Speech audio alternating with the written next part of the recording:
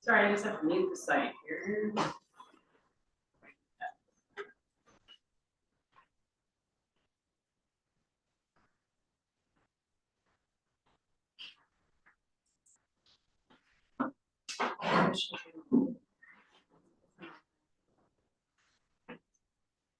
Minutes.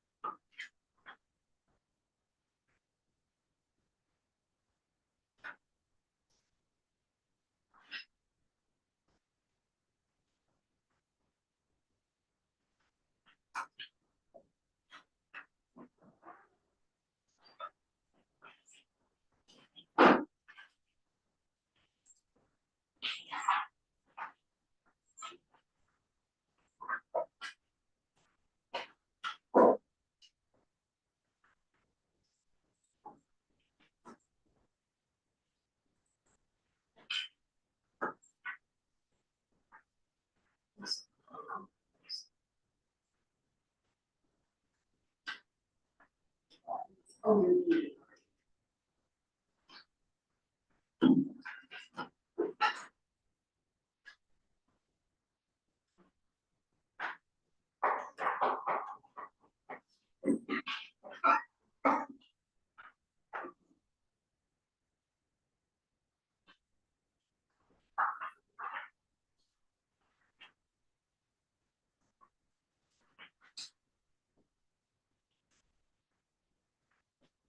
Jean's online now too. Okay.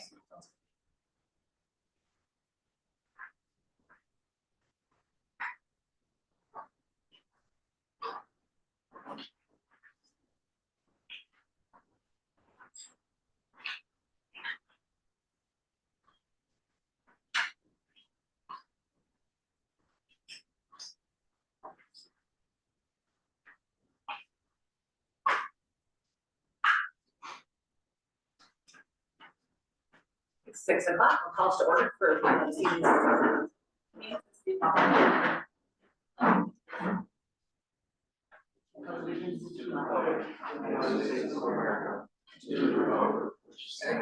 one nation under God, indivisible, with liberty and justice for all. We have a guest speaker tonight, but I welcome any public comments. I see we have folks here in the chambers. I'm not sure if we have anybody online. If you've never made public comments before, please just come to the podium so we can hear and see you. Let us know your name and your residence and share a couple minutes of thoughts with council. Just asking that you keep it to about 2 or 3 minutes so everybody can speak. If you're here regarding the item that is a part of the actual public hearing, which is item 9.1, public hearing on change to ambulance commission, Wabasha City Code and adoption of amendment, please wait until that time to make your comments just so that they are part of the record of that public hearing. Otherwise, I welcome anybody to join us and share your thoughts with council if you have them. I'll wait for 2 more people. Okay, that's fine. Go ahead, yeah.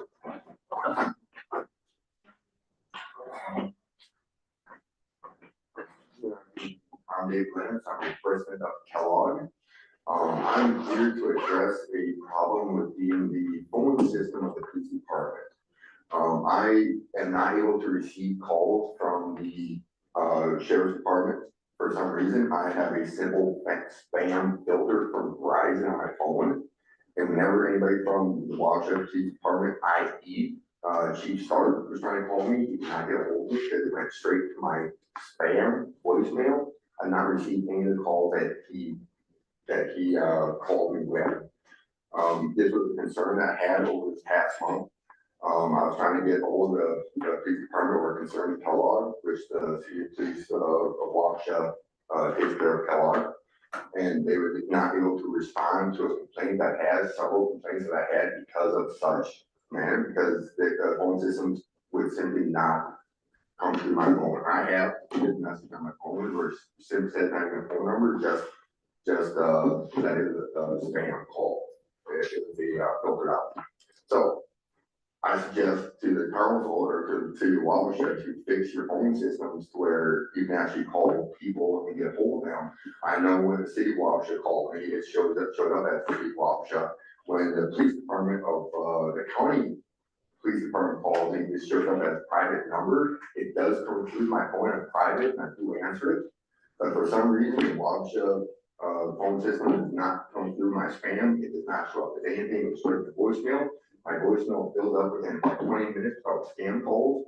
So I was not able to gain communication from the police department of Wabasha. Now, how I discovered this? I discovered this by calling John Fryhammer twice one day. First time I called up in the morning, he cannot help me. He cannot figure out how to help this situation. He advised that I create a memo and send to the council, which I did not do. I felt that this would be more better explanation versus the memo. The second time I called John, he lost his composure within the conversation. He advised that I called 911 to address the issue that I was trying to convey to him, which I did. He called him a thing, but set that aside, moving on. I also called Emily, the mayor, about this issue. She also could not address this issue. She could not comprehend the words what I was trying to explain to her. I could not communicate with the city of Wabasha police, chief of police. And she once again, she advised me that she could not help me. And so she could not figure out this problem either. So I went to the police department myself and called and talked to the city chief of police of Wabasha, Stark, and he said that he did call me, and I was like, okay, he said he called me, I believed him, I checked my phone, and that's when I discovered in my spam, in my voicemail, it goes directly to spam. Yeah, I don't even see a phone number, it doesn't ring. If you could have somebody from Wabasha Police Department give me a call, I can show you it does not go through my phone. That is a big issue, considering that the police department should be taking care of these issues that the city, people have concerns with. Yes, I'm a Kellogg resident, I'm a Fabian resident. I own property in Kellogg, and my issues have not been addressed. There is signage in Kellogg, that is not this police department's city's jurisdiction, which I understand, but that signage has still not been removed or addressed by that police officer, Sark, who also goes to city council meetings in Kellogg. Now, there's been a signage that has been out there for 2 years that the people of Kellogg have been complaining about, and Stark has not been able to address the concerns of the people, and that is a major issue. I have no confidence whatsoever within the ability of Chief Stark and to lead a police department if he cannot simply communicate with the people that he should be supporting and taking care of. And the other thing with Chief Stark is his inability to take action down at Kellogg on signage matter. It is over 2 years is ridiculous. I went down there and talked to the city clerk, and within 20 minutes, we looked at the ordinances, discovered that there's 2 ordinances that sign violates, and both of the ordinances, the sign should not be up, but it remains up to this day. Another concern, down in Kellogg, I understand that, but still is a concern in Kellogg, but the chief of police of Wabasha, which is under y'all, are not addressing this issue down in Kellogg, which is still he still works for y'all. So that's why that's it anymore. So what I'm here to do is simply address, Please be mindful of time, we're quite a bit yeah. over. Just Yeah. know our responsibility. Well, I want to address this in a bigger forum, but I was advised that this is the form that we easiest get in here, so this is the form that I use. So. Public comment, my public place- comment might not be the right forum for you to use. Just be mindful of time, and if we need to work with this issue aside from the period of public. Okay, correct, okay, so. Because we don't respond in the period of public comment, just so you're aware. Got you, okay, so my suggestion to council is to really rethink who you have as a police chief of Wabasha for his inability to perform his duties. And also think, I'd like to, have the council look into, is the phone system that the city of Wabasha uses, this, whoever is the protection, whatever, because you want to keep it private, I don't understand that. But whoever you're using that, because you find another carrier or somebody else, so that so people can actually receive the phone calls when they're being called by these departments. Thanks for your comment. Thank you. We'll have to look into the phone issue. I don't believe we've heard that complaint before, so we'll have to look into that further. I called you about that, right? So yes, anyway, you Emily? Yes, but that's not, that now will be discussed, and I'm not gonna. But yes, I did discuss call you this about in this. public So forum. it has been addressed before the grant. It has been addressed. Oh, I don't recall that. You don't recall a phone call, I addressed phone calls for I you. recall our phone call when you asked me to assist you with the issuing Kellogg, and I Correct. included your Correct, because elected officials I in cannot get Kellogg. hold of the police chief, which you said that you could not assist me, because it's my age, what I was talking to you about, I could not get hold of the police chief. Communication, was like called you about, and you took it in the wrong manner, and you did not understand what I was talking about. That's why you said that you simply not understand what I was trying to communicate to you at the time. You understand? That I will not debate you about that in this forum. There is nothing to debate about that, because that's exactly what happened. Thanks for your comments. Thank All right, for anybody who's just joined us, we are welcoming public comment at this time of any topic with council. We don't respond typically in this forum. Sometimes it requires administrative staff to work on something and get back to, but we welcome your questions or comments. If I miss somebody who came in, I know I missed somebody who came in. If you have a public comment about the item that's actually a public hearing tonight, and that's with regard to changes to our ambulance commission description and policy, save that please for that public hearing time. But otherwise, if you're here for any other topic, you can join us at the podium, state your name and address for the record, and share a couple minutes with council, just mindful that it stay to about 2 minutes so that others can speak. They're gonna give me their time. Okay, sounds good. Do you want? You're a representative. And Mike is also there too. Do you need us to sign in or not?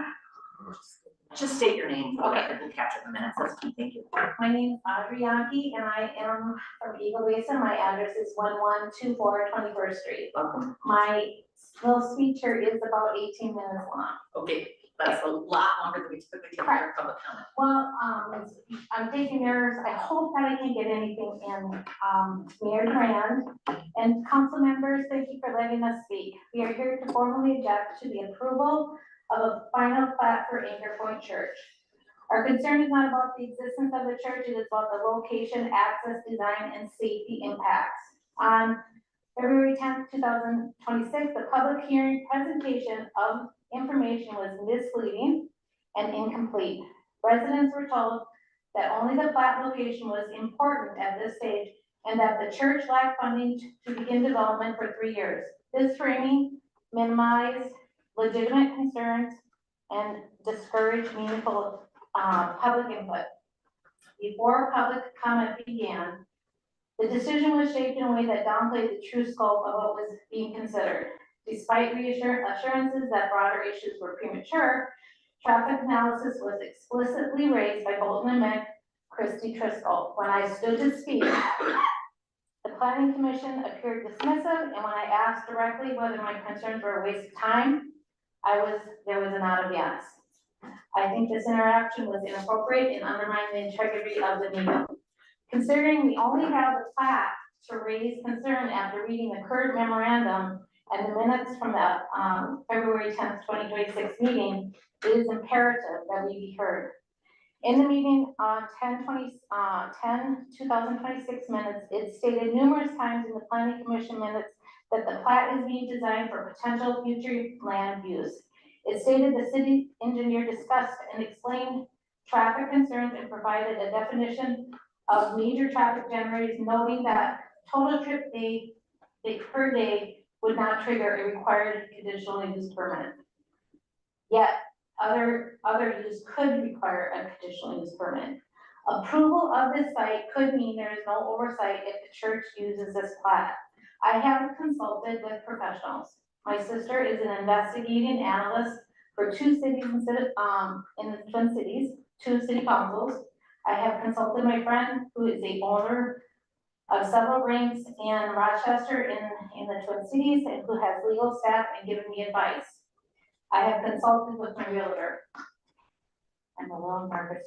Oh, please don't, we enjoy public comment. We often have none, so we're all ears. Okay, so this plat is being presented as a master plan for Anchor Point Church. Banking consultation stated that this dynamics is for a lender to see a project that is visible, long-term asset, and that the city has cleared the site for a 2,000 square foot, 173 car parking intensity of use. In approving this plat, the city is ensuring that nearby intersections can handle the Sunday morning peak traffic in full capacity with existing traffic. We are here today to provide you our burden of proof that this plat future plans endangers the public health and safety under Minnesota statute 462-357. Under Wabasha ordinance 162-100, the trigger for a conditional use permit is explicitly tied to the requirement of a traffic study, impact study.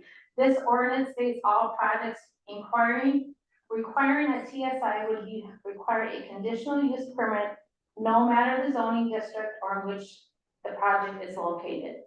Accepting both amendments presented data is suggestive of being just below the TIS threshold, essentially bypassing the CUP process.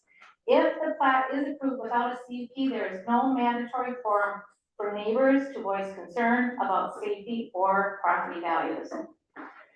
And then I'm going to mention Wabasha Ordinance 6, Section 162-100, Section 3B.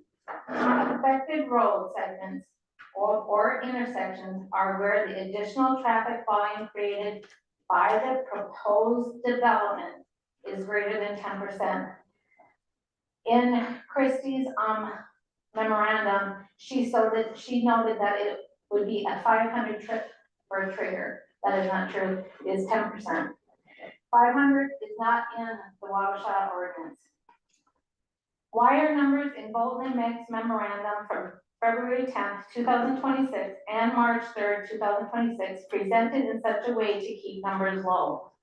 Eagle Basin is at 63 units and it will be 71 when the townhomes are finished. The Institute of Transportation Engineers Trip Generation Manual 12th edition, revised and published in 2025, is available to use by anyone, not just engineers. Our neighborhood consists of many different household dynamics: single, married, married without children, married with children, retired, retired and working, along with delivery trucks, maintenance. We are busy, very busy neighborhood.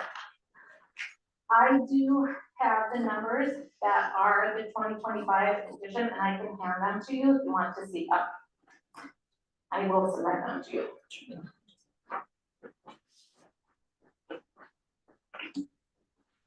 In February 10th, 2026 memorandum, Bolton and Mack used low equation to represent trips for the neighborhood of 61 lots units. There's going to be 71. Generating a total of 427 trips for the entire neighborhood. That is what I came up with using the 12th edition, is 649 trips for our neighborhood. There is a 222 different equation. There is a flaw in the data being used to represent trips for the church. In phase 1, there is proposed 90 parking stalls and 200 members for the church. Both the MEC data is using 61 vehicles, which does not represent the number of spaces for parking and should be based on proposed plat design. The master plan of 370 members and 173 parking stalls isn't being used. Why? Total trip data for a church is being presented as 61 in, 61 out, for a total of 122 trips. With 200 people, that is 3.28 people per car. This is not 2025 IT standards.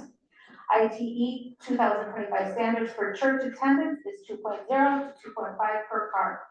2.2 people would be 198 members, 90 inbound cars and 90 outbound cars, 108 trips. That is 28% increase, which would require a traffic study. And then I want to go on to the Minnesota Fire Code. This plan will bring reoccurring traffic to Eagle Basin single point access. The 2005 infrastructure was never intended to support institutional assembly in combination with residential traffic. Additional institutional levels on traffic is unsafe and incompatible with the neighborhood design. The Minnesota State Fire Code requires 20 feet wide emergency access at all times. This requirement will be violated when 90 to 173 vehicles exit the church parking lot and staff along Majestic and 21st Street while attempting to reach Hiawatha. Under these conditions, emergency vehicles will not have required clearance. The medium at the entrance of Eagle Base adds a layer of bottleneck complexity. Side street parking on 21st Street is essential. It is the only parking available for townhome visitors and maintenance vehicles as well as visitors for those on 21st Street, especially on weekends. The reoccurring traffic, entering and exiting, stacking pattern combined with this side street parking, the roadway will not meet the width needed for emergency vehicles. It is supposed to be at all times. Our population of retired and aging residents will be affected by increased burst traffic. National EMS trends show older adults currently account for 38% of all EMS transports, and that is projected to rise to 50% by 2030. The CDC reports that adults 75 years and older have one of the highest emergency department visits, 76 out of 100 people as of 2022. The intersection of Hiawatha and 21st Street combined with the pedestrian crosswalk, the Mike Schuling property, the lumberyard entrance, the risk of pedestrian vehicle accidents increases significantly. The nearby sports complex increases weekend traffic considerably. Winter snow accumulation further reduces the width of the 30-foot roadway, adding even more risk to emergency service vehicles.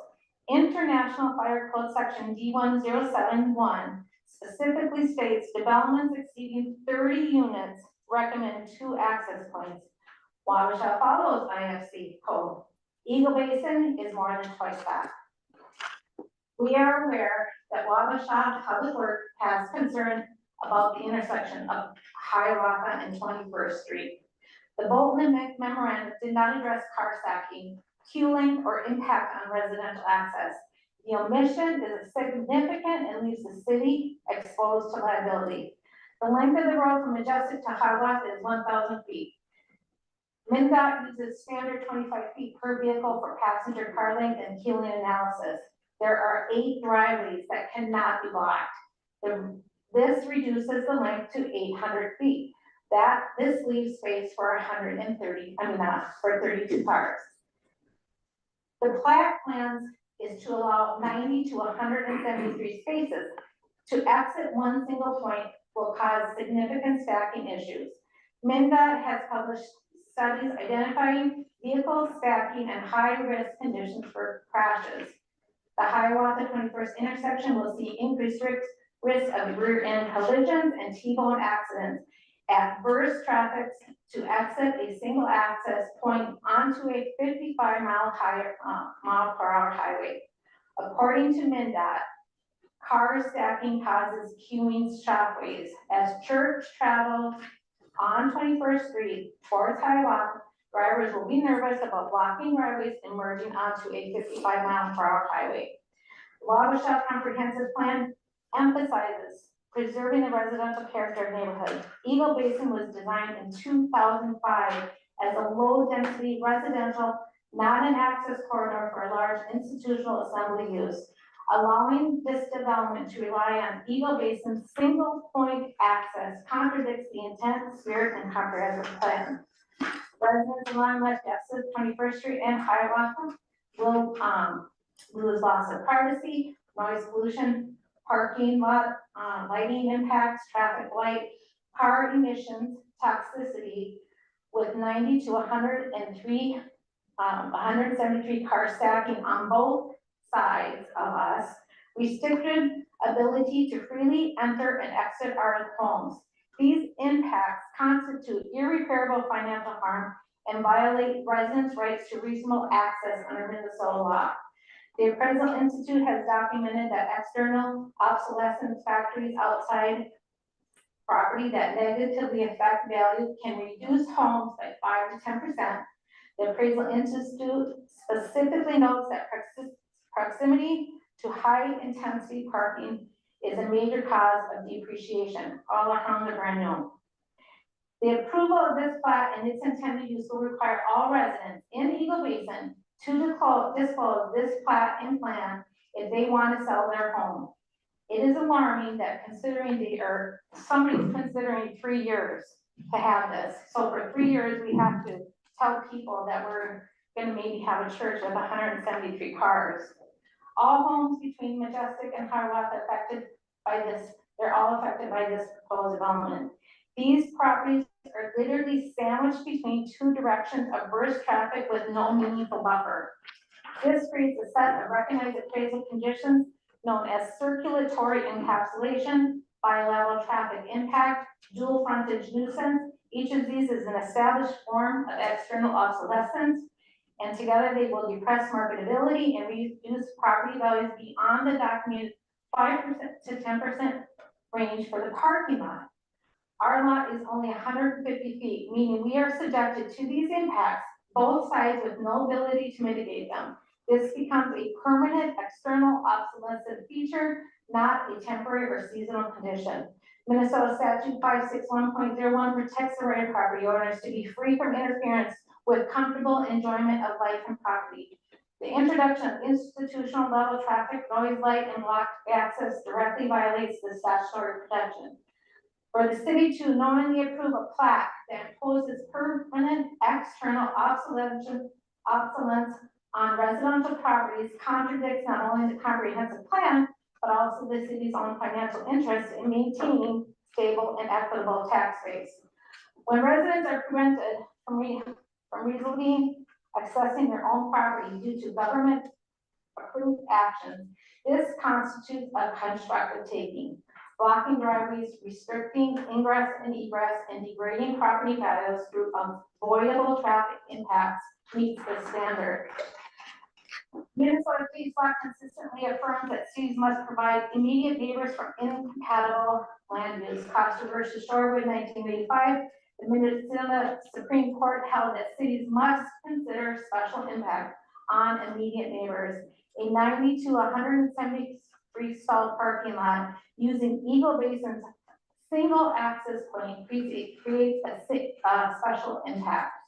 RNDT LLC versus City of Bloomington, 2015. The court ruled that the city may deny land use permit if factual evidence shows traffic congestion, injury to neighboring character, incompatibility with surrounding areas.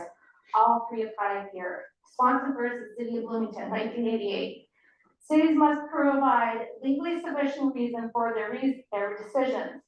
Incorrect unit counts, outdated traffic rates, incomplete trip generation data, any approval based on that analysis lacks a rational basis and risks being overturned as arbitrary and capricious.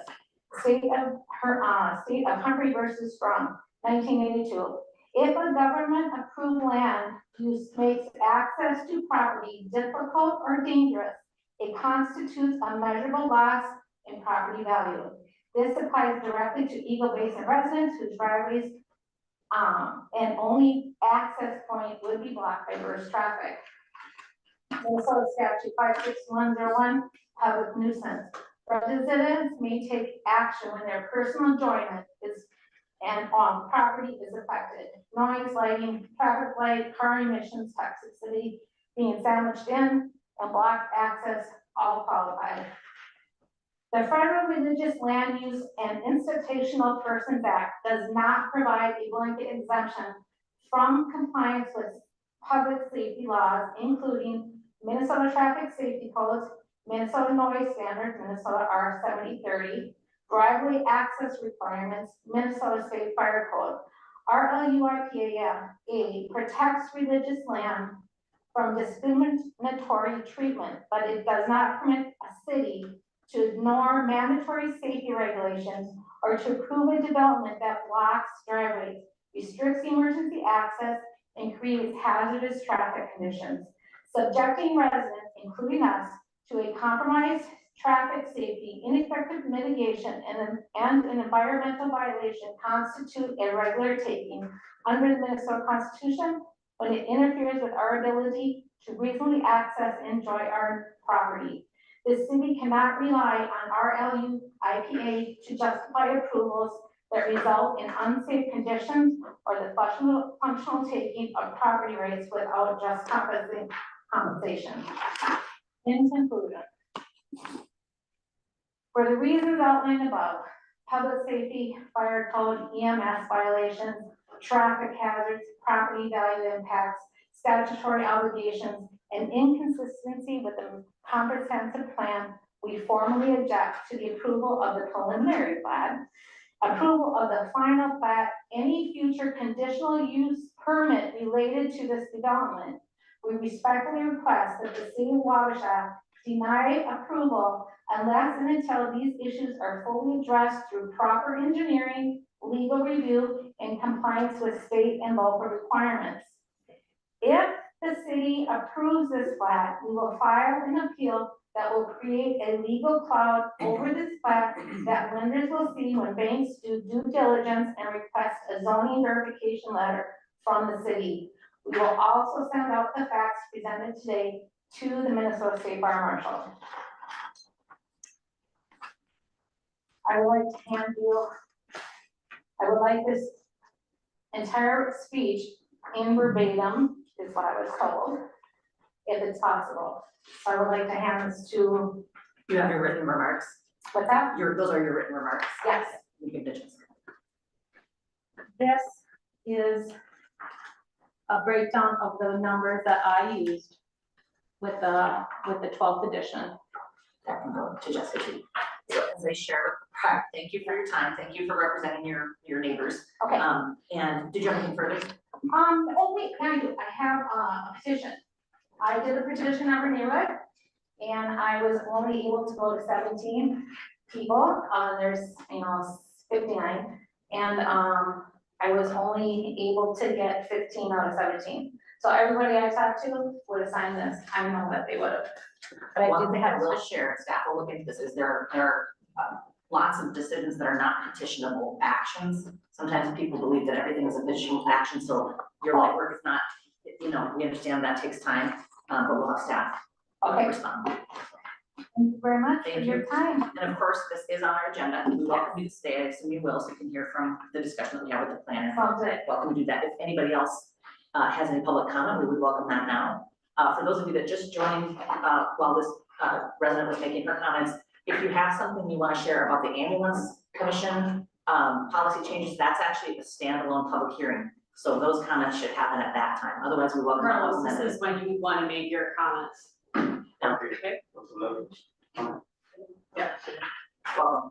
Just state, if you could just state your name and where you live for the record. It's so much easier if we can see you and hear you. Thank you. Good evening, everyone. Thank you. Okay, we're here for 318 and Second Street West. So we remodeled that house. Well, as he's a contractor and we were told that without permits we can complete the job. But unfortunately, when we done, now they come with they require inspection and insulation barrier and all that stuff, which we didn't do. We do the installation everything, but not taking on the sinks. So now they asking us to remove all the walls, which is already done, and we don't. It's not a cheap job that we did. So we expect to, if we're going through, we expect to be about between $30,000 to $40,000 on that job to be done. So we are here to see if you guys can help, or I don't know why when the building was there for months, open doors and there was a scaffolding there outside and nobody come and stop the job. So we should, then we will be able to do the right thing. But now unfortunately, when it's all done, they come with this situation, so I would like this, guys, how we can handle this. Because, we had done the job properly, but the thing is, if they don't accept that, if they really want to see the, installation take it, then it's, big issues, which is, we are not, sorry to say that, and we're not willing to do that, but in other choice we can handle them, we may, but then it's a cost money on that. Yeah, so he's gonna give more words for that. Sure. Hi, everybody. Thank you for giving me a chance with that, talking that 5 minutes. My name is Carlos. My last name is Shelby, Zhaggy. I am owner of the property in 318 Second Street, West in Wabasha. It's actually like a nice and beautiful city, nice people. I purchased this property like a year ago, 1 year ago, exactly like in December. And they had got a good and nice opportunity to a friend of mine, mentioned about the property is for sale. And I came in and I looked at the house and it's beautiful, close to the river. And the first thing was my wife and my family looking for some move in, but unfortunately the house like need a lot of work. And make some decisions very hard, but the last minute I purchased it. But I did a phone call to the city, I did phone call with mention the CMS company like a privacy inspectors.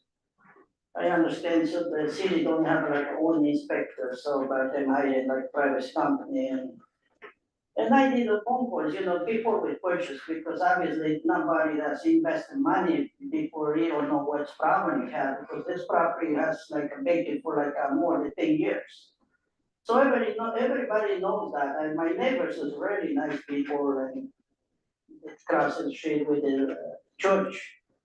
And they mention with that, say, some people say, hi, thanks for coming in and you're remodeling nice and you're fixing this property, the neighborhood is.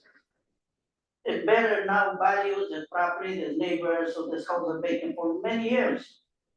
And this is the thing, I, be honest with you guys, I never was my intention with escaping with the permit. Because, the permit is nothing like pay, I don't know, $500, $600 for extended money, like more than $100,000 in the house. So it's, makes sense, it's not for pay the permit.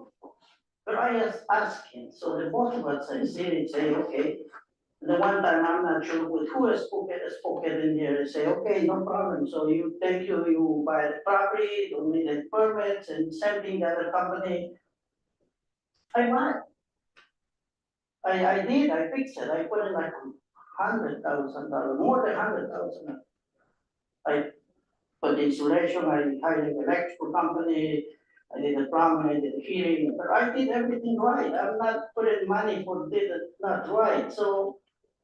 The house was like a reconstruction for more than 6 months, almost 1 year.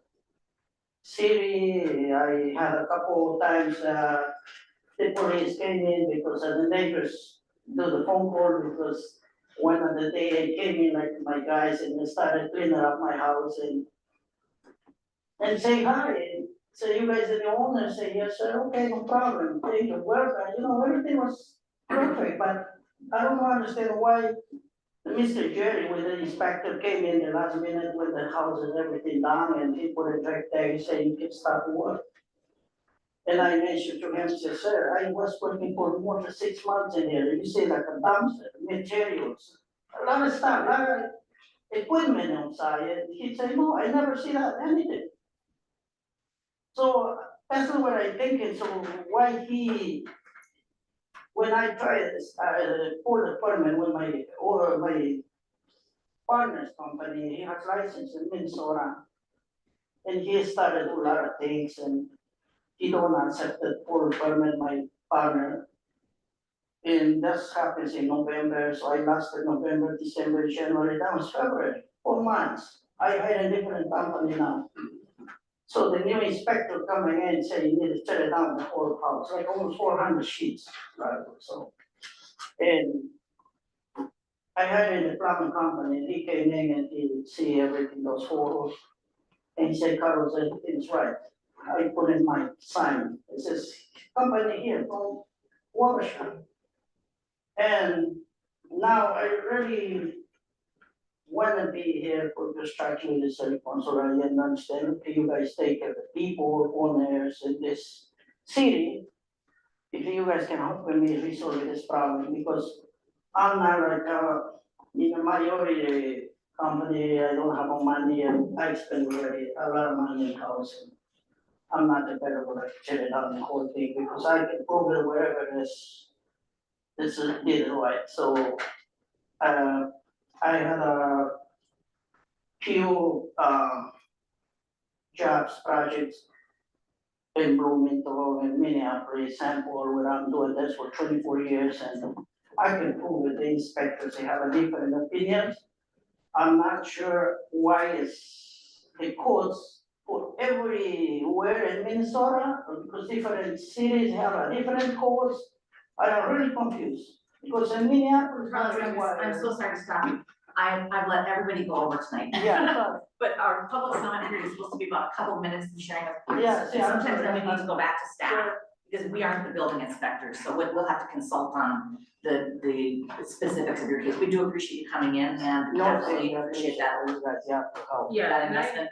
Carlos and I spoke this morning, and I've been on, we did a three-way call with Tanner, so I can explain the circumstances. It's not noticed on the agenda, but I don't know, you can just add it to the end, and I can kind of bring up everybody up to speed in terms of what I'm aware We of. can do that. Yeah, we can do that. So what we're gonna do next is make changes to our agenda, we're gonna formalize any agenda items. Sure. We'll have, since it's just kind of late breaking, we'll have Carolyn add that. So feel free to stay with us. But this, we just wanna make sure we get through this part of the meeting onto our published agenda. No, I have to. So feel free to make yourself Thank you so comfortable. much. Yeah, All right, thank you. no, Appreciate yeah, of course, of course. Thank you, Thanks, guys. guys.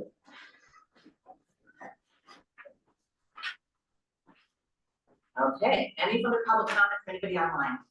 If you have not done so before, just unmute yourself with the little microphone in the lower left. Make sure it doesn't have a slash in front of it, and go ahead and state your name and residence and share a couple minutes with council.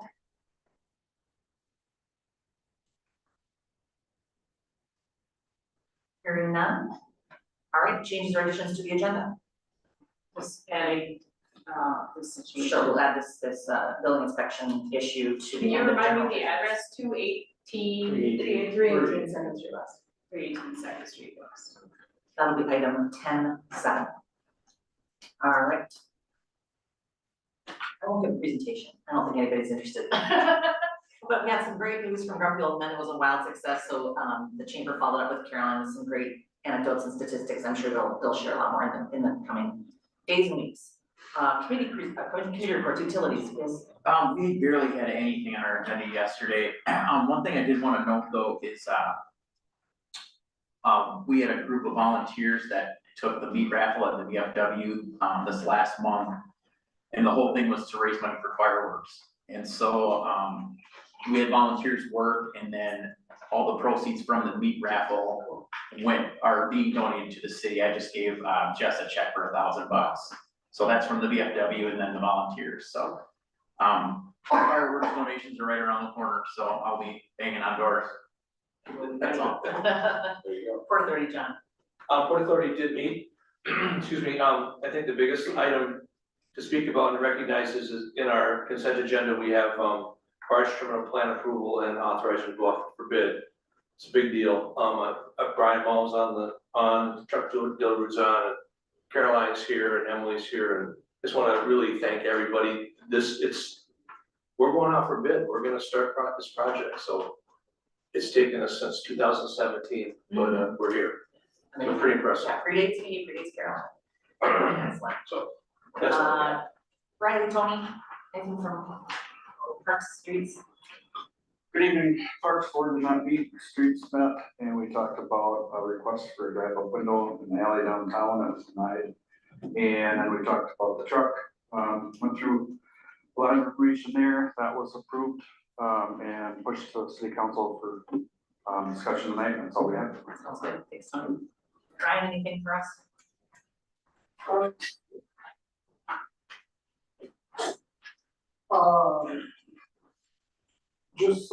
We're at 136 calls, through the first 2 months. We've been above, each previous month in the previous year. And the biggest thing that I have is that to date, for 2026, we are at 56% of our answers taken, which is really good for us, and it's getting closer to my goal, and hopefully soon. What's your goal?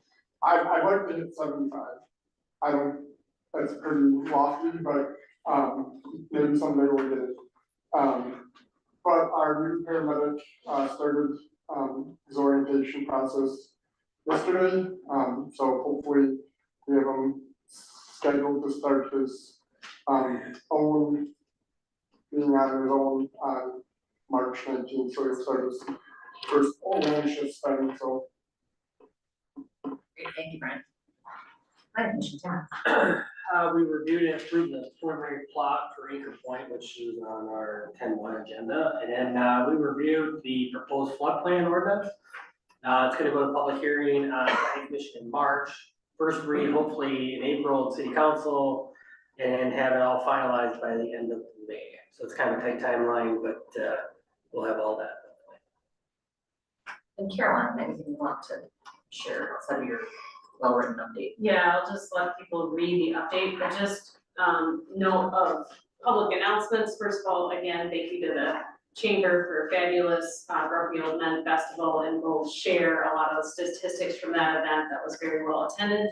And then number two, starting Monday, there'll be no parking around the apartment building as they begin demolition, so that's gonna impact the adjacent streets, and they'll put up fencing and signage, and we'll be putting something out on our website and Facebook.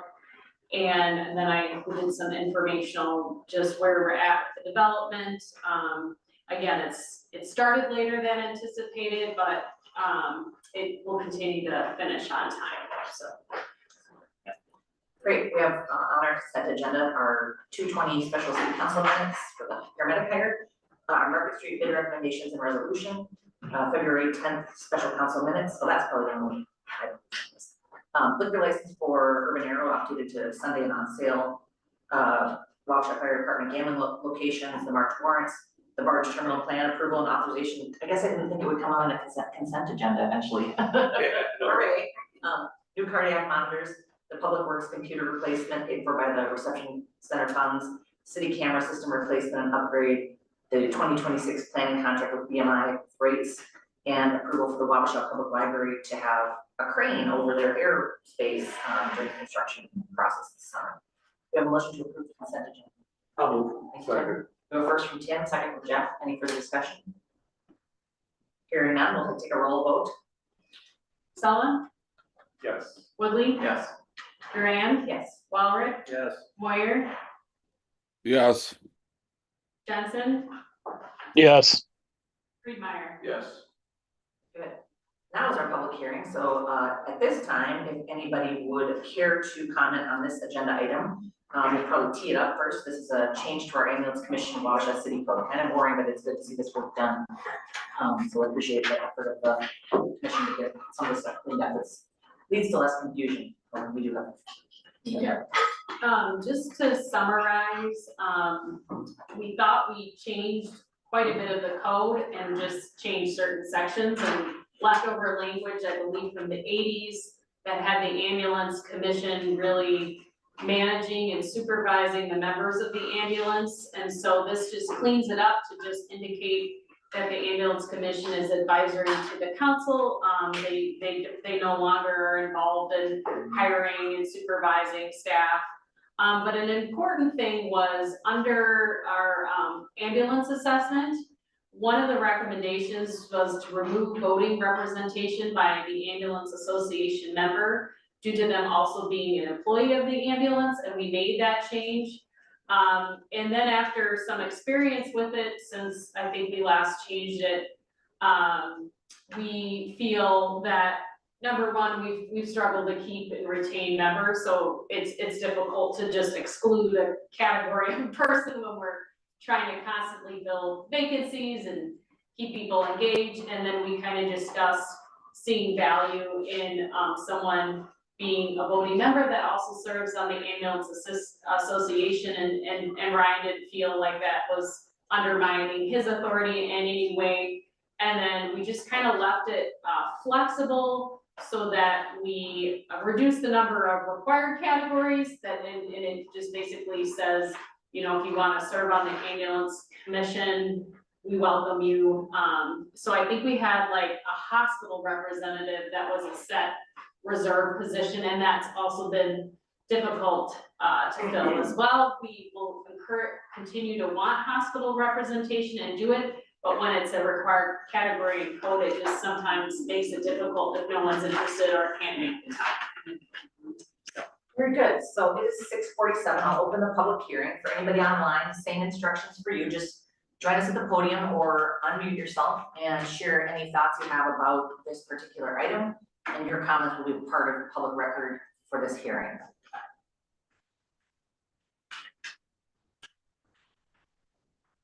Anybody online? I can't see names. Yeah, we got a long list, but yeah, I don't see anybody. We got public comment here or online.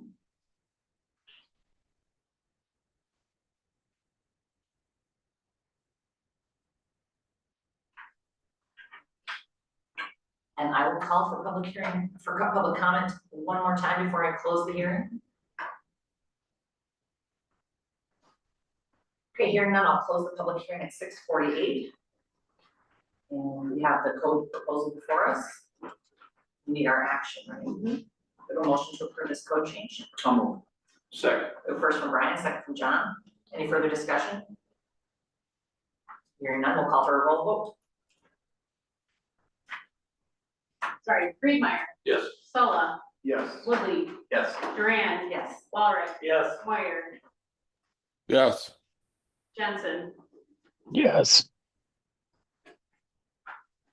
Okay, now we have Christie and I, maybe Brian too, with roll call. We have Christie Trisco, our city planner, and Brian Walmers, the engineer, on the Zoom with us for the APC preliminary plats discussion. Christie, would you like to kick this off? Sure. Can you guys all hear me? You're just a little quiet, but we can. Okay, I will try to speak up so everybody can hear me. Thank you.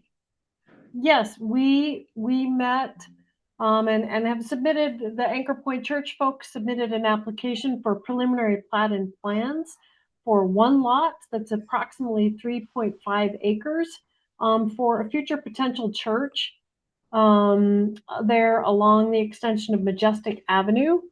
Neighborhood notifications went out. The public hearing was scheduled, as we'd all heard, there on February 10th. The meeting minutes from that publication or from that public hearing are located at the back end of this report. Getting into it, we've looked at the site plan, but I wanna make sure that this group understands the process, which I tried to explain at the public hearing as well, but we'll do so again here this evening. For today, the submittal is actually for the preliminary plat, which we saw on the first page of our staff report. It is a plat for one lot, lot 1, block 1. There is an extension of Majestic Avenue, and that's what the public hearing was scheduled for.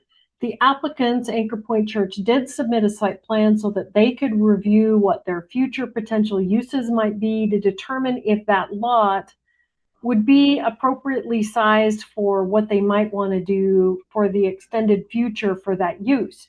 So they produced the site plan for us. The unfortunate issue here, though, is on process. We're actually reviewing a preliminary plat, not the site plan. They are in fact connected, and as much as I've tried to sort of separate the two from the ordinance, continues to kind of be brought up. From comment this evening, we have a lot of comments and concerns about traffic. My response to that would be that at this point, you guys could list a condition that we require a traffic impact a study prior to submittal of a site plan, making sure that it doesn't affect or surpass any of the existing standards for the ordinance. We could also recommend that we table this evening and ask the county if the county engineer would like to get involved and look at impacts that might occur from Hiawatha. I think the other aspect of this that might make it challenging is that although we are looking at one lot on lot 1, block 1 for a preliminary plat, the intended use is for a church, which depending on the use, could and or will and or does impact additional roadways. So I'd be open for questions, comments, or concerns from this group. Clearly lots of comment and concern from residents. So from that, do you guys have any questions for me? Christy, since Ryan just happens to be on the line, He does. yeah, Ryan, could you just add any thoughts on, some of the issues raised and whether or not this, and I guess options in terms of tabling this? Yeah, I guess I would say I agree with Christy, that we are just talking about the preliminary plat. There's opportunities for, us to further look at this either at the final plat stage or at the site plan approval stage. So you could approve this tonight and we will have opportunities to, look at this further and properly address all of the issues that the resident brought up. I'd like to do that. I can't do that tonight. I was trying to take some notes, but I couldn't keep up. Would love to address all those questions. And if you want us to do that prior to approving the preliminary plat, I'd suggest you table it and give us some time to properly address those questions and issues that she brought up. If not, you can approve the preliminary plat. We can address them prior to final plat approval as well. So it's really up to you how concerned you are about the comments that were brought up and what information you want from us prior to approving the preliminary plat.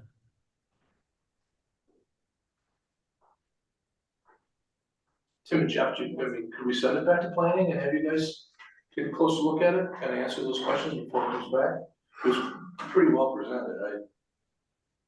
We had a lengthy discussion on this. I mean, we can argue the numbers until we're blue, who's got the right numbers. We were presented one way. I will note that the ambulance, fire, and utilities, or everybody supported it, approved it with no comment. So, that's one thing. We did put some conditions on this, which is the easement, as well as, the utilities on Majestic. And then making sure we have all the suggested changes.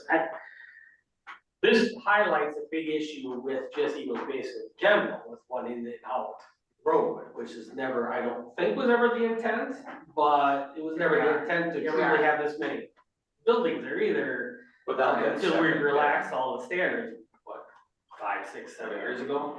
I mean, it's a bigger issue than the plot we're talking about. So, I mean, I was always told that county did not want another entrance off of 30 to try to figure it out. Now, they might have changed their mind and that's his stance, I don't know. I mean, we could easily send it to the county and say, hey, review it, because does this require turn lanes, does this require something else, because potentially it could be impacted. I suppose if everybody left at one time, it might impact it, but, I don't know how often, how often that would happen. So, I don't know necessarily sending it back to planning, but I think we might wanna send it and get the county's review on it as far as traffic. Cause it's gonna impact 30 just as much as it impacts 21st Street. I think the second access issue is that's real problematic. The county's not going to allow an access that doesn't meet spacing requirements, and to try to get a second access out of the subdivision means you're building roadway, significant roadway, north or south to connect back to Hiawatha. So I guess the only concern I would have is I want to take a look and at the turn lane issue on Hiawatha and whether we're anywhere near thresholds for that, which honestly I don't know. That'd be the only thing that I'd be concerned about. I'm not concerned about the traffic generated by the subdivision and the church related to internal streets, stacking on the whatever the street name is here. I apologize, I don't have it in front of me, but the 21st. local street connecting to Hiawatha. Not concerned about that. There's plenty of stacking distance on that local road. Just whether turn lanes on County Road 30 are an issue at all. Again, that can be addressed at the final plat stage, the site plan stage. But that brings up an issue as well, is the cost of building that. The counties, if they are required, the county's not going to pay for them.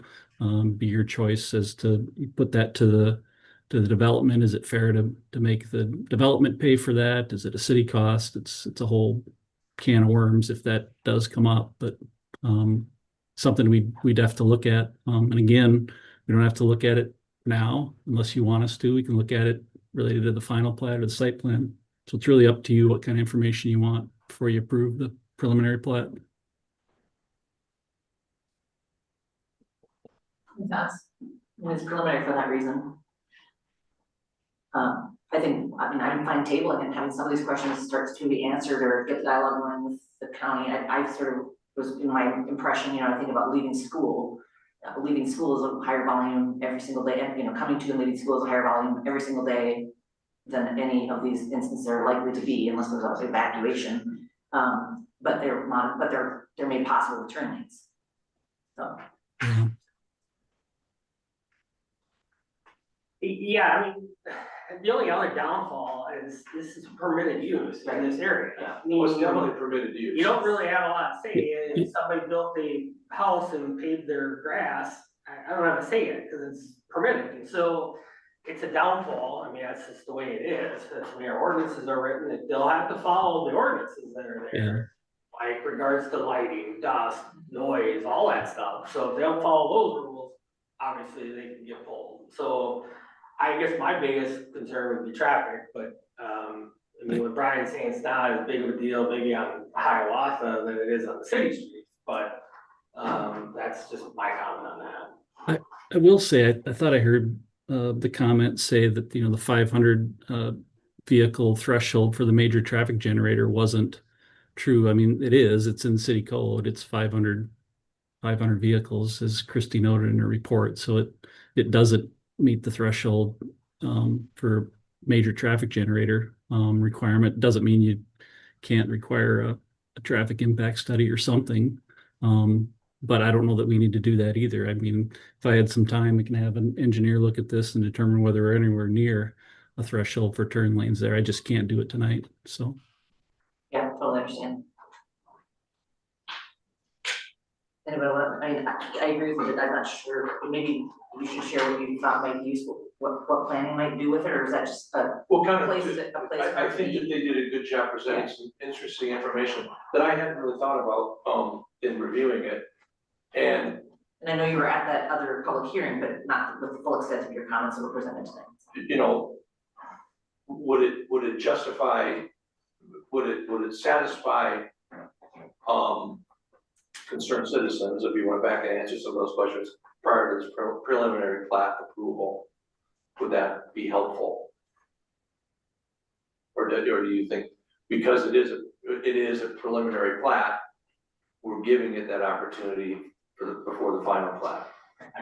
Chrissy, correct me, that's my concern. It's a permitted use in a residential area. So even if they built the church right here, it's the same rules that are gonna apply. I'm not saying I could give them a comment of noise or lighting or anything like that, because we already have the ordinances for those. It's not like I'm gonna come up with a new condition saying, hey, you gotta use this wattage. Right, That's not the way it's gonna happen. So my only other concern would be, sending it back to planning is not gonna help because it's a permitted use. But if you wanna study the traffic partly because of this increase in traffic and send it to the county to get their thoughts on it as well, I'm fine with that. We could table it until that discussion has happened. Brian's comment about sending it to an engineer to look at it, and we've looked at the numbers. Again, you could argue numbers until you're blue. Whose numbers are right? Yeah. You look at it all the time with Sam's. Yeah. So I'm fine with tabling to get those two opinions if you want. I just don't see a benefit of sending it back to planning. But I wouldn't suggest that anything that we would do in determining the answers to the questions would provide you information that would require you or lead you to deny the preliminary plat, because I agree, Tim, that it's a permitted use, it meets the ordinance requirements. It's just, I guess, your comfort level in knowing the answers to the questions and addressing the residents' concerns at whatever stage you want those addressed. Yeah, and Even if it did require turn lanes, it's not that you would deny the plat because of that. It's just a piece of information that you would need to consider and determine, well, how's that going to happen? And it doesn't mean you could necessarily deny the plat. And that comes in final plat anyway. correct. That's what I was gonna say. So this still doesn't give them the ability to even plat it. This is, to final plat, they also have to do the development agreement where you would work out then who pays for what's required. Yep, exactly. We're gonna say something, Jeff, yeah. Well, I was just gonna say, if we go ahead and approve the preliminary plan, there's gonna be plenty of opportunities down the line to address these concerns, which could possibly stop the project from even going through, correct? Yep. Am I saying that? Correct. Even there, You're even accurate, the yeah. who pays could stop, there, Yeah. Yep. Very accurate. Okay. Anybody care to make a motion? I think we're all, we will continue to pursue the answers to these questions regardless of the motion. I'll make a motion to approve the preliminary plat. We have a first, we have a second. I'll second. Any further discussion? Dean or Jean, any further discussion? No, I'm good. Hearing no further discussion, we'll call for a roll vote. Okay, Friedmeier, Yes. Sella, Yes. Woodley, I'll abstain. Duran, Yes. Walrick, Yes. Moyer, Yes. Johnson. Yes. Motion prevails. Feel free to continue to have contact with staff as we, work, or any of us, as we work through some of these questions, if you come up with other questions. Appreciate you giving us your comments in writing. And yeah, as you can see, this body is where there's many steps that have to occur before it's a go or no go for their interests, so. It's It just felt when I read the memorandum, when I read the minutes, that was what was confusing then to me, was that by approving this preliminary plat, in the minutes it talked about how it wouldn't need a CUP. So how would we protect ourselves from lighting and the distance the church is at? And how are we gonna protect our property? And so the use is permitted in the residential district, so it doesn't require a conditional use permit. It does, Well, the use is already permitted in the residential okay, zone, I see. so that's why planning. So churches and They schools can't are kind of- permitted. Yeah, Yeah. like all of our churches are in residential Right. zones, yeah. Yeah. So they can't make up a new rule that says suddenly we don't want churches in residential zones because we've already said that's an accepted use in that zone. So that can be kind of confusing. Okay, So by accepting or by doing the preliminary plat, what happens now is it gives them time to do the The work. planning and to go out and talk to doing turn lanes, all that kind of stuff, so it's just kind of that first step. There's still final approvals and stuff that has to happen. Okay. If there's infrastructure that needs to be built or to mitigate, issues that are caused by the development or something, I mean, those are things that are addressed in the final plat and the development agreement and, the plans for the public improvements and that type of thing. So that's the point at which you would do those things down the road, if there's a need for any of it. So Brian, just to clarify, later in the process, we can start addressing and having comments on what we will see today. Yep. So we Again. will follow up during the process with a response to your Okay. comments. thank you very much. Sounds like you've been a very good representative for your neighbors, Yeah, if well you done. care to continue that, but of course, you're all welcome to contact any of us or any, call staff, I haven't thought of this, or this didn't get mentioned, or Okay, so. And we'll collectively address those issues. all right, thank you. Thank you. Thanks for participating in public process, sometimes it's kind of drawn out. And you're welcome to join for the rest of the meeting, you're always understand that people have lots of things to do and may need to leave, so that's fine too. I'll see what my team. Okay, sounds good. It doesn't offend us when you get up and leave, these meetings go on. All right, now we have the 2007 plow truck replacement. Tony's got a good description in the agenda of where we're at. Well, 20 years ago, I was up here. Doing the very same thing, on the same truck, and I'm back again. It should have been about 15 years ago, but we extended it due to the CIP. We pushed the 2003 truck back, we pushed this one back a few years, and in the meantime, when we did that, it actually, Riley and I went through some numbers today, and it cost us, I think it was 80,000 by the time we added up the maintenance cost, of extending this truck another through 5 years, it's 5 years, yeah, 5 years. So I don't want to extend it anymore. I realize the condition that the CIP is in. We don't have any grants or programs to tap like we did the last one. I think we saved like 70,000 on it.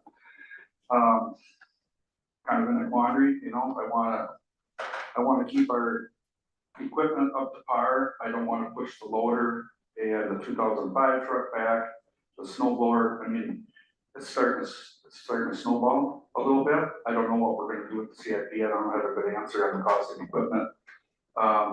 Lake City is at 20 years, Plainview is at 20 years, for replacement. It used to be 12, 15, now we're at 20.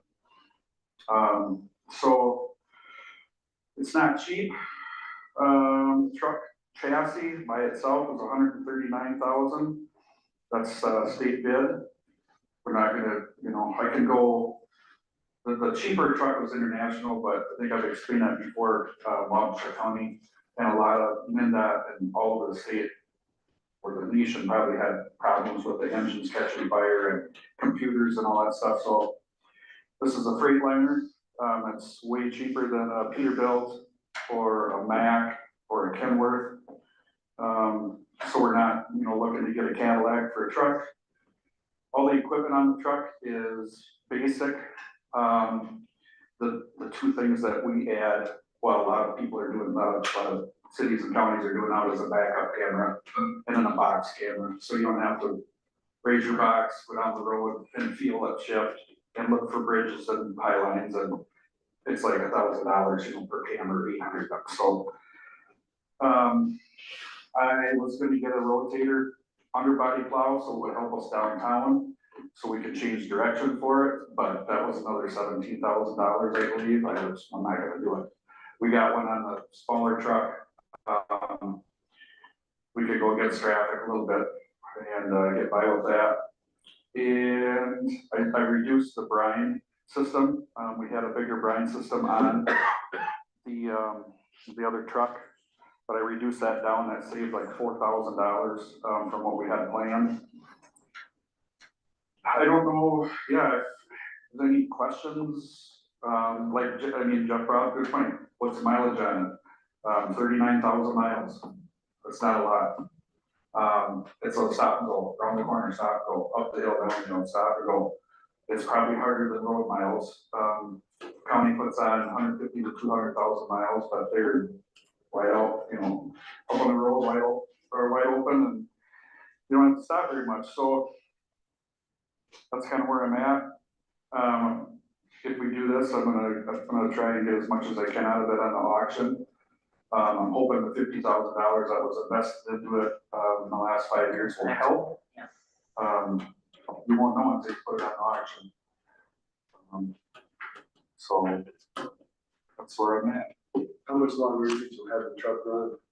What's that? How much longer could you run the truck if you were forced to? What's a guess? Well, I mean, Yes. It's a guess. Oh my God. Well, I can say tomorrow transmission will go out of it, or axle break, or gears will strip out of the transmission. well, the same thing with a new truck then, right? No, that's why you buy new trucks, is try to stay away from catastrophic failures. That can cost you 25,000 for a transmission, or 30,000 for a new engine, or, you know, get in the middle of a blizzard and then we get a breakdown and then they reset 4 days without the truck. And it sounds like you're in the good money after bad stage. It's starting, yeah. I mean, if we would have done it when we wanted to, you know, we could have saved a little bit towards the new truck.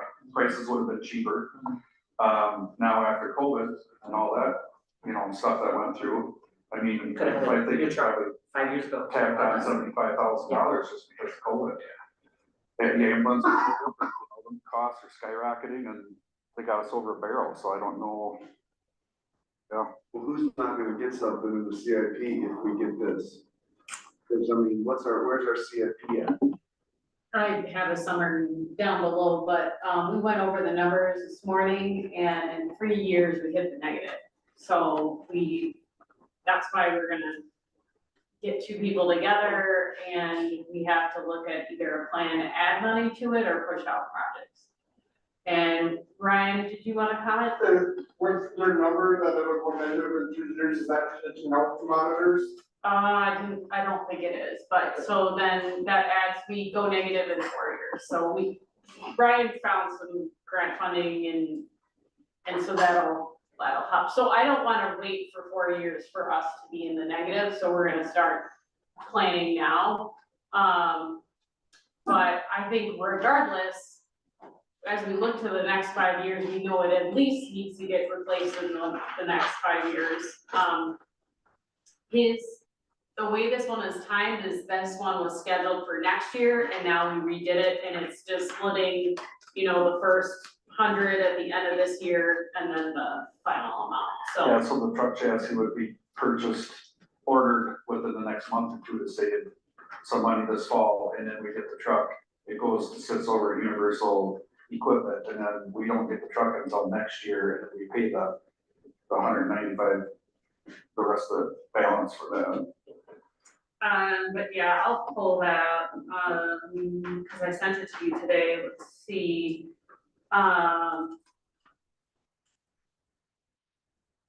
So this is what the adjustments, includes his request, so we're ending the year, and that's gonna be in the audit with 407,000 in the CIP, we're contributing 375.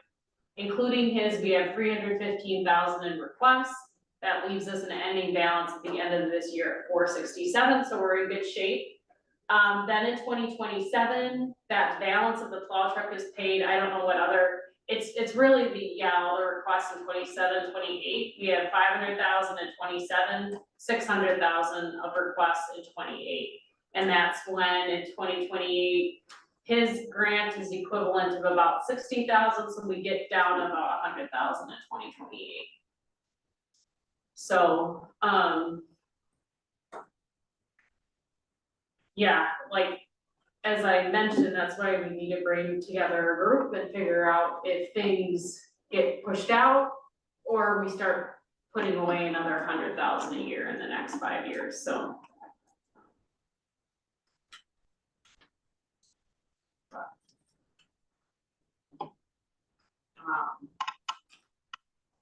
We have funds available currently. And next year. I'll move to approve. Now, what's the state bid price that you could get a roughly 20 to 25% off, right away? It's not. No, lower, I got a plan with Wabasha County, maybe if I can work it out, I can get their used one every 2 years. But I'm still working on that, and then the CIP is nowhere near trying to fit, that cost in there, so. But trucks is pretty hard to do that. I picture a township or a private contractor picking this truck up, because there's gonna be no city or county to buy that old of a truck. We have a first from Dean, a second. I'll second. Any further discussion? I have a question, what's that CIP committee gonna be? Depends on who says they wanna be on it. Yeah, Well, I just, part of it is also said that we can come up and slash 2 projects that are gonna be pushed out 2 more years, and this is a no-brainer. You know what I mean? So, I'm fine with getting it, because we need it, it's been 20 years, and I think it's fine, I was questioning. I'd like to get it done before July, I think Get the chassis over. the committee meets before July. His thing was just to, and actually, a number of people are Like Darren moved his up last month to take advantage of some pricing. Everybody's looking at tariffs and, yeah. And it's great, but sometimes we might just have to say no, even though it might be cheaper, but, so we just need to keep that, but. I accept Tony's recommendation. Any further discussion, otherwise we'll have a roll vote. Okay, Friedmeier, Yes. Stella, Yes. Woodley, Yes. Duran, Yes. Walrick. Yes. Moyer, Yes. Johnson. Yes. Thank you. Thanks. No matter what the committee finds, we'll have to have some hard decisions, so. But I think it's very strategic, like Tim said. Realistically do things that we do. Okay, good. Oh, my agenda. With our emergency management plan, thanks for circulating that to council. That was great work. Yes, my agenda item will not cost you guys any money, so. You need. Yes. Yeah. Yeah. To it. Yeah. Okay, I want that so- in minutes. Just want to give a brief overview of what this plan is, why do we need it, that sort of thing. The emergency operations plan is a guidebook for us at the city and you as the council to utilize during a severe event. The plan was sent to you guys last week. I appreciate you guys taking the time to read through that long document, and giving some valuable feedback. I just want to make a note that this plan was not made public on the internet, and I think it's best that we protect the plan as it lays out our processes and procedures for the city. Just tell me when I First need to slide. go to the next Okay. slide. Okay. So why do we need this plan? For starters, I can't find a plan, to go off of, so we kind of started one from scratch. One of my listed responsibilities as a city emergency manager is to present council with this plan. The plan establishes responsibilities for each department as well as each department head. Finally, each department head and their department fall under unified command. What this means is each department is operating on the same level as one another, trying to accomplish the same goal or goals, utilizing their specific department training and capabilities. Next slide, please. The city of Wabasha has some very unique geography, with the Mississippi River and bluffs. We also have a lot of railway and barge traffic. I can tell you that these characteristics are why I moved here, but these are the same characteristics that require a level of planning when things go wrong. The Mississippi River presents us with the threat of flooding, which we all know. Here in Wabasha, we get our fair share of severe weather events. The potential of a train derailment or chemical spill is always present, especially with the high level of rail traffic through our city. Finally, we sadly are seeing a large increase in cyber attacks against local governments like Winona County and the city of Kellogg recently. Next slide, please. Your guys' responsibility, so, your responsibility as the mayor and then council go like this. The event takes place like a flood or tornado. The mayor declares an emergency that is good for up to 3 days. Council will vote on whether or not to extend that declaration. If approved, it will last for 30 days or until the next council meeting. Council will then vote monthly on whether to extend the declaration or not. And Caroline, our city administrator, has been listed as our public information officer for the city. Her role will be to ensure that the public is getting accurate information across all the different information platforms that we use at the city. Next slide, please. First, this plan officially adopts the National Incident Management System, or NIMS, and the Incident Command System, ICS. This is essentially the national playbook for emergency response. Adopting this isn't just best practice, it ensures we are speaking the exact same operational language as the Wabasha County Sheriffs, the State Patrol, and FEMA. Furthermore, formally adopting NIMS is in accordance with federal directives as a strict requirement for us to be eligible for federal disaster reimbursement and preparedness grants. Unified command, during a major disaster, we cannot afford to have departments working in silos. Unified command means that for complex incidents, our key leaders like the police chief, fire chief, and public works director come together and make joint tactical decisions. The emergency operations center, while our first responders are out dealing with the actual hazards, the emergency operations center is where strategic support happens. This is where city leadership will gather to facilitate communication and figure out how to allocate resources. Purchasing, so this is one of the most critical updates to the plan. We have created a clear legal trigger for spending. When a major disaster strikes, we cannot afford to wait weeks for a formal sealed bid process just to rent heavy equipment, hire debris contractors, or buy sandbags. This provision gives us the legal cover to cut through standard bureaucracy and procure life-saving resources immediately. While this gives us speed, it does not mean we are being reckless with the budget.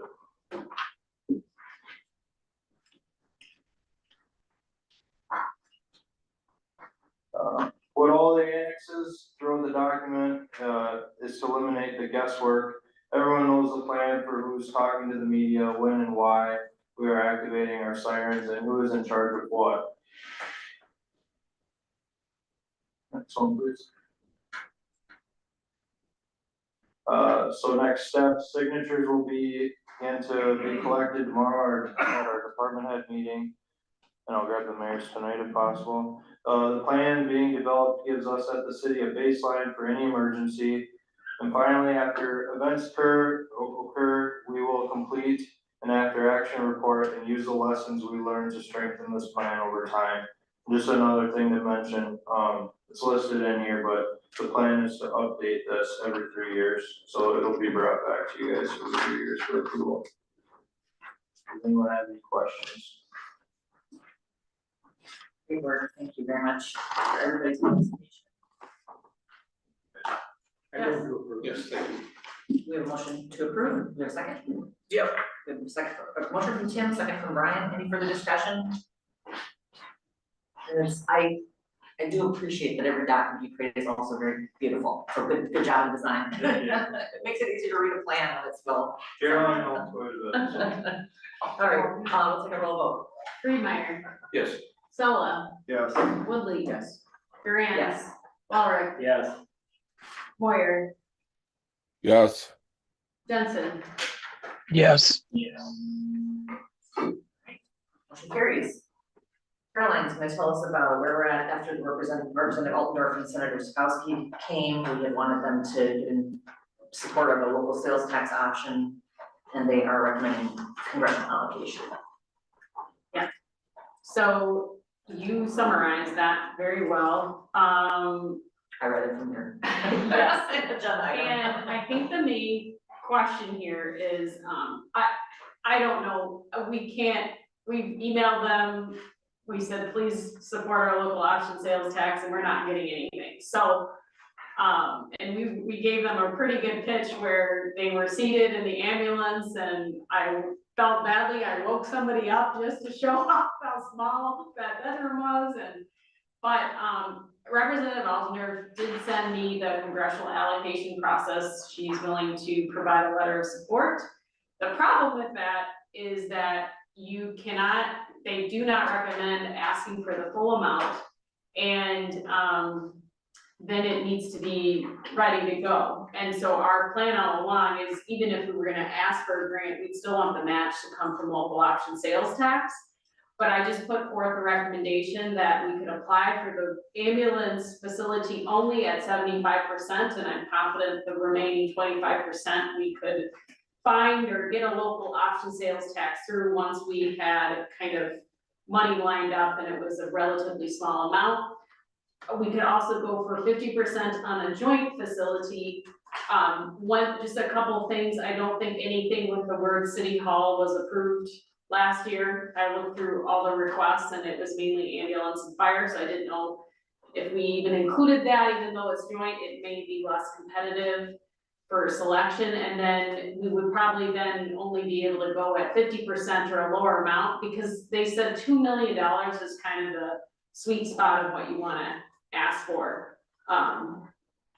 I also think we can prove some of that 25% match if it is at the old athletic field, just in terms of fill costs or site prep costs, so I think we can get creative. So I'm just asking, I need a letter of support from the mayor, but I haven't asked her for that, because we just need to know what we're asking. And I think we've got it ready to go for the local option sales tax. I think what the recommendation is, we go for this probably now, and then try to get in for 2028, 2027, try to go for local option sales tax. I'm really disappointed we can't get it through, because I'm concerned they might not allow these requests to come through, but we just can't. I mean, we could go through Altendorf possibly, but then it still needs the Senate backing to even get anywhere, so. Jeff, did you hear anything back from your email? Neither of them. Okay, Speaks volumes. So we should go with the ambulance and For sure. just go with it, right? mhm. Yeah. And then I think that if we get 75% funded through we'll be in a good position to figure the rest out, so. Thank you for figuring out that strategy, and I hadn't thought of fill cost being part of the match, that's good, that's really good. All right, we authorize you to apply. Sounds like. And do you mind writing a letter? Sure. Okay. Yeah. Alright. All right, now we want to talk about this ad hoc committee for capital improvement plan discussions, we can plan a little bit better. Yeah, We look for 1 to 2 council members to join that, anybody interested? I got the time. okay, Anybody else? If not, I'll do it. okay, John, thank you. Very much appreciated. Okay, and do we need to actually sanction that, or they're just volunteering themselves? Yeah, that's fine. Right? Yeah. Thank you, guys. Yes. Yeah. Very much. Okay, and revision to the city watch purchasing policy, which was last amended in 2023.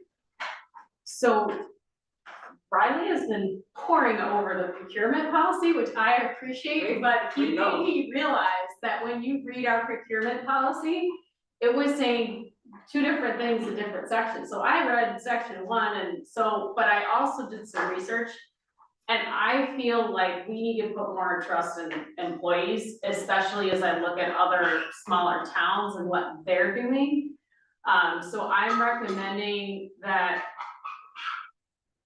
number 1, we get rid of purchase orders. That's essentially an additional sheet of paperwork that we have to keep track of and get signatures on. Some companies require it, and we will continue to do it in that case, but we just will not do purchase orders. We verify that they're not needed with our auditors. Back in 2007, we required them every time someone bought something more than $500. And it's literally a sheet of paper that you circulate for signatures saying there's money available. So definitely wanna get rid of that. And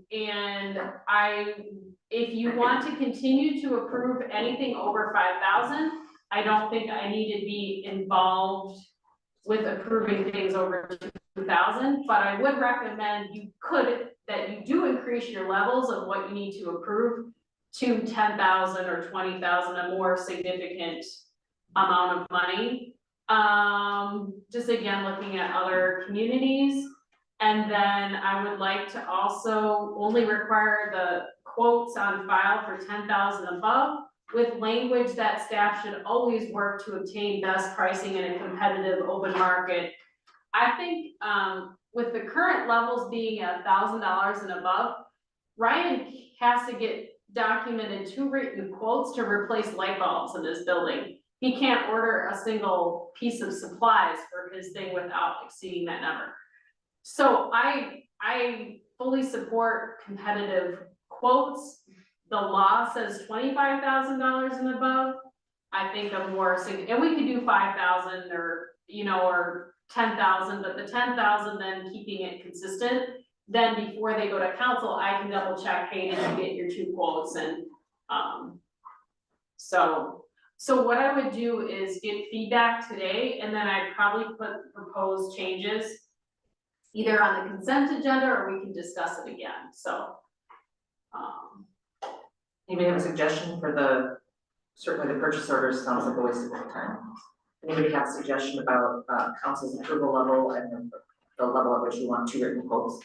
I think I prefer the 5,000 approval level for council, Okay. And then for accountability. sure, and no one felt, you know, it's, I hate to say this, but it keeps us informed as well, like people say, oh, you know. Oh, yes, I know that piece of equipment was purchased because it's on our. Are you okay that I'm not involved with anything under that anymore, or do you want me to sign off on anything over 2,000? I think you're okay. I just say we need to know 5,000 above. Yeah. Yeah, because 5,000. I'm automatically included, I read the Right, agendas, Right. I grab them, and, Above, we yeah, just need to okay. know. And how I'm about, fine with that. yeah, good, Mhm. sound good, Gene, any thoughts? And as well, any No. thoughts on the threshold for two written quotes? No, I agree with Jeff. Sorry, I don't have a voice, so Sorry, Gene. And same. then,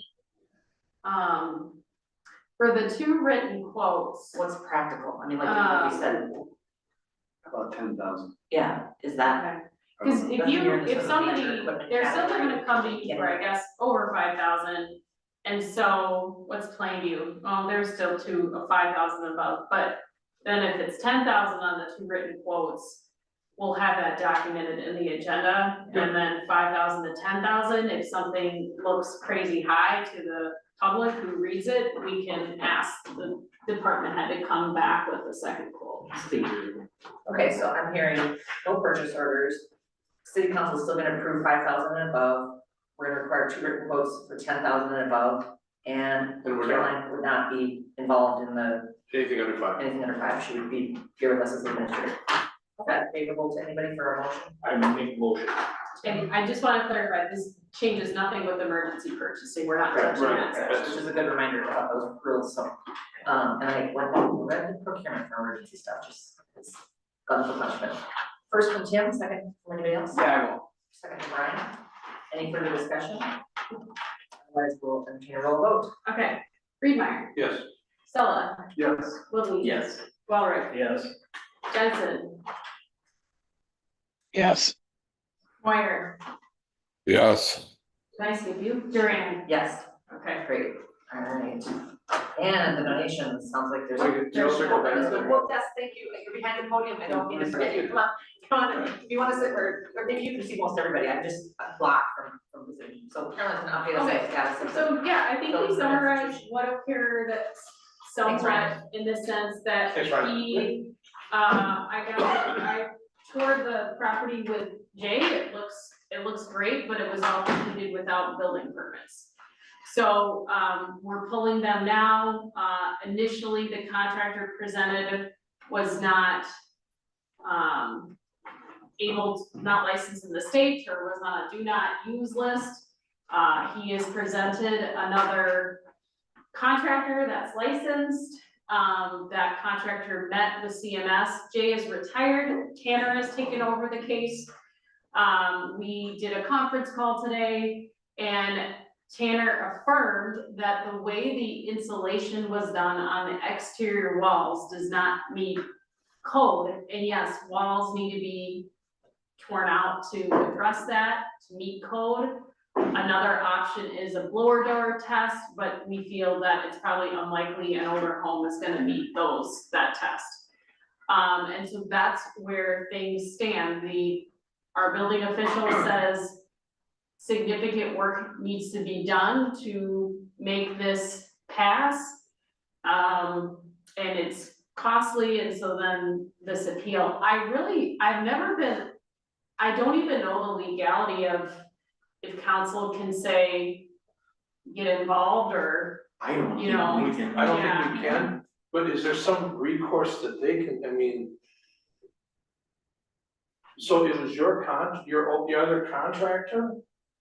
The work will be done is together, so all the evidence he has, and so we can show it. The only thing is not take the scenes, that's all, but in the city of Minneapolis, we never had that issue. Of course, the new construction required, but this one is a remodel.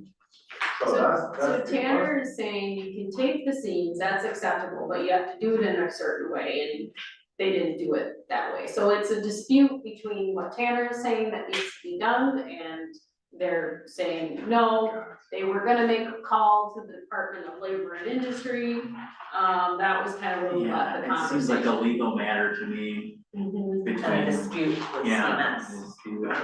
Yeah. We the This CMS, is a CMS issue. CMS is acting as our billing official, so. So that's why they keep calling me, because I guess technically we're all CMS's boss, because they represent the city of Wabasha in billing things. What's CM, you know, to your point, you've been working on the building for months and months, it was clearly work being done, what's CMS's process to? People need to come into the city to file a building permit. If it is seen, they are contacted, they were contacted multiple times. So does CMS actually, They actually put a cease and desist on the door from, on the service. right, but it just doesn't matter, of course, do They they, do not go around. they don't go around? People will call them and say there's work being done, we will see if there's a permit, if there's no permit, then we'll call I them. didn't know if they actually came to communities that they, I mean, I presume they do in Rochester a little, but. So we really It's out of don't city have, offices. we don't have really anything that we can do for you guys, I don't think. Because it is a CMS thing, and it sounds like it's trivial. Well, yeah, I'm sorry to mention this again, but the job was not done in a month. That was sitting for over 6 months, and why did not stop the job? Like other cities they does, and they know that, they stop the job. The doors were open, the couple were there for a while, and didn't nobody show up, and now when it's done, they tell me that we have to do that right away. I mean, I'm sure he has talked to someone from the city, and they said it's okay to move on with the job, so that's what we did. And in other cities, if we had to put the permit, we do put the because you permit. guys, we, Lisa can give you all the documentation. but really, it's all CMS, it's All not the CMS city. is. So the disconnect here is that we pay a construction management, inspection company. Okay. So they do that on our behalf. Just like we do that with an attorney and a Right, city with our planner, engineer and with everything. staff members here, so they're contracted with us to do the work of building inspection and building permits. Yeah. So it sounds like you have a dispute with them, but obviously anything that we have, that we could make available to you, and that's not a problem. But the dispute, I mean, we can't make the dispute because it's not our property. We can't direct CMS Right. to say, well, Let that one go. allow Yeah. that one to go. I It's a matter of their licensure, they have their licensed building inspectors. Right. And the state controls Mhm. licensures, so if there's a complaint about a licensed professional, it should really go to the state, It's board. been there. Okay. And so they've done that, okay. So where we last left the conversation today was a confirmation that what the building inspector was requesting matched what someone at Labor and Industry, who maybe oversees insulation requirements, said would require. So I guess that's one more level of expertise that I can ensure was followed up, is what the Department of Labor and Industry said, but. Yeah, I think the main issue is that what's being requested is going to involve tearing out walls. That was confirmed with me on the conversation, and that, yeah. Sorry. Tearing down the walls is not an option, but it's a big money that involved in that. That's And the question. the house is sitting vacant right now. I don't know if they're allowed to sell it or what, but it doesn't have a, yeah, I know. It doesn't have a People are not certificate. gonna purchase No. without a final on a building. So the other option is doing this test or whatever, Yeah. pressure test. Lower door test, Lower door. $250. So maybe that's your Yes, option, it's a- is to try, is to seal up your house as much as you can. Do this blower door test. If it passes, you're in. Mhm. Okay, So talk to them about that. He said that on the phone, that was acceptable. They could call a place in Rochester, get a blower door test, and that can be done in lieu of taping and doing these additional steps.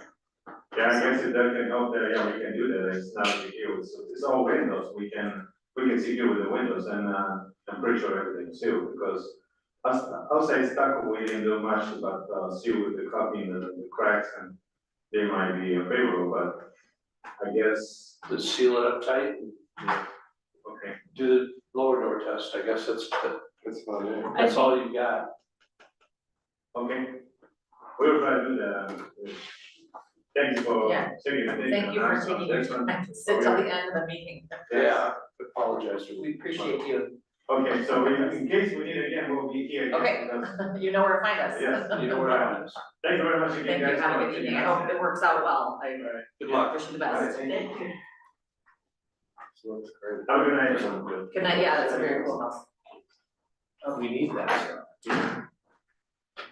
And I was, would entertain a motion to accept these donations, the library, $250 from Stephen Carroll Scott, to the annual $1,000 from Faith Lutheran Church, their welcome group, $3,000 from Millville Hunting and Shooting Club. Do we have a motion to approve? Second. We have a motion by Tim, second by John. I don't think there's further discussion, we'll call for a roll vote.